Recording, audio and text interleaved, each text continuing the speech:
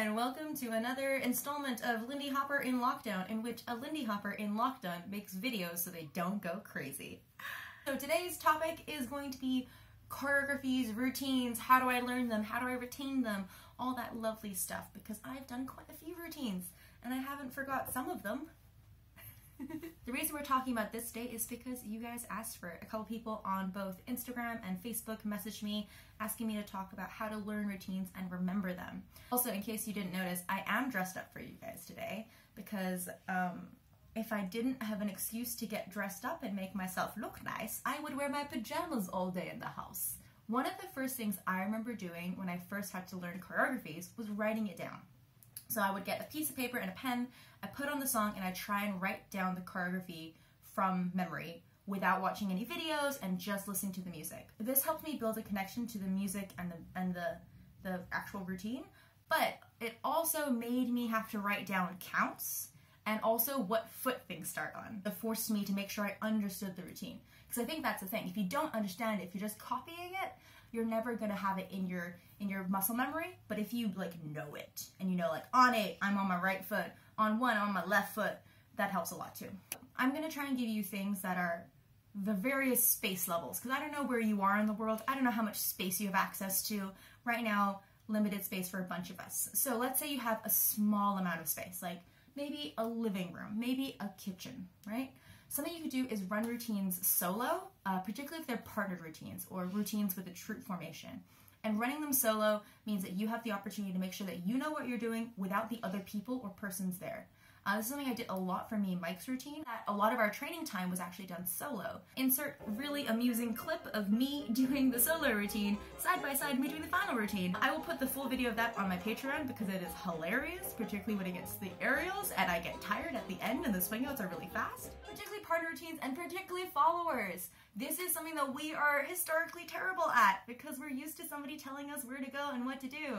So it's really good for us to understand the mechanics of the dance and understand why things happen. This is like something I will for sure make a video about at some point because it is something that I feel very strongly about. It is a soapbox that I get on in class all the time, and my students will have heard me say this before.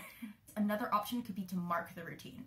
Marking the routine means you stand up in a space, it can be small, pop on the song, and dance it in your mind and doing small movement with your body. So instead of doing like the full arm, you just do like a little boop. Marking is great if you don't have a lot of space available to you, and it's also great if you're really tired or if you don't have a lot of energy. If this is a routine that has formations or movement, I recommend moving through the space as if you are doing the formation changes as well.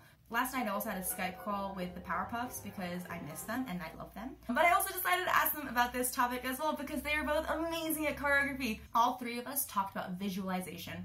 We all visualize the routine, we pop the music on, and we picture it in our minds. This is something actually I picked up from Matt Bedell, who was my first troop leader in the Brat Pack. He told us to floss our brains with the song, which is such a visual metaphor. But it does mean that on my phone at all times I have an ever-changing playlist called Brain Floss, and it has whatever project or routines I'm working on at that time in there. I just pop that playlist on repeat and I just listen to those songs over and over again. It does mean you will know them backwards, but that's kind of what you need when you're doing routines, particularly if you're performing them. Colbert/Blossom of the Powerpuffs also said, if you can't do it in time slow, you can't do it in time fast. She encourages people to break it down, do it slowly, and make sure you're in the correct rhythm and the correct timing, and then you can practice it at higher tempos. But if you can't do it slow, you can't do it fast. Also, I freaking love Judith's idea. Just listening to the music and thinking about the rhythms and the choreography and how they match the music really helps me. And then I have a kind of internal scat track. As someone who really freaking sucks at rhythm, I think this is such a brilliant idea. I'm a huge proponent of singing rhythms and helping make them more tangible, so it's really nice to have something you can hold on to. So having the internal scat track is such a fantastic idea. Finally, here is the advice that you knew was coming but didn't want to admit. Just do it more.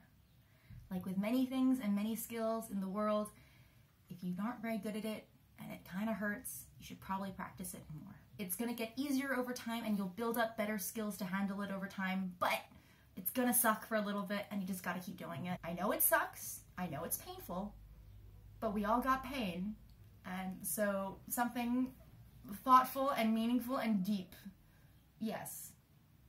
Huge shout out to my patrons who are helping me out through this really annoyingly difficult time. If you want to join the Patreon family, check out the links in the doobly-doo. I will see you guys next time. I think next time might be fast dancing. We'll see. I'm not sure. Just do it! Make your dreams come true!